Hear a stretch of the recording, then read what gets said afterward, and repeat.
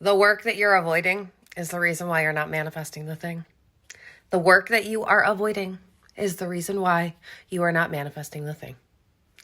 You have to be very, very honest with yourself when you start doing this manifestation journey, which is also a personal development journey, because during this process, you have to say, is there a version of me? Is there an aspect of me that is actually unavailable for the manifestation? It's called a secondary gain in psychology, when you're actually benefiting more from your current circumstances rather than you think on an unconscious level you would be by getting the manifestation.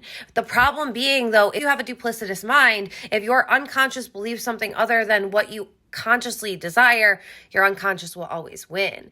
So if you believe that you're actually benefiting, and again, on an unconscious level, from things being the same, when you actually decide that, you know what, I have to look at what's going on inside of me. I have to look at what limiting beliefs are really there. I have to look at what fears are really there. I have to look at what's going on behind the scenes, because I can keep closing those curtains, but at the end of the day, they're going to keep blowing back open because your unconscious mind is literally ruling your entire reality. So what you need to understand is, by going inward and doing the work, and I always use the example of, it's like when you teach a child to look under the bed if they're afraid of monsters. They're going to keep being afraid of the monster under the bed if you don't actually have them get up and with their own two eyes and hands raise the sheet and see that there's nothing there. This is what happens a lot of the times. We have these fears, we have these limiting beliefs, but we're afraid to look at them because we think it's going to be so brutal, but at the end of the day, it's actually not that bad, and we're making a mountain out of a molehill. So by doing the work that you're avoiding doing because you're afraid to actually be honest with yourself or go through it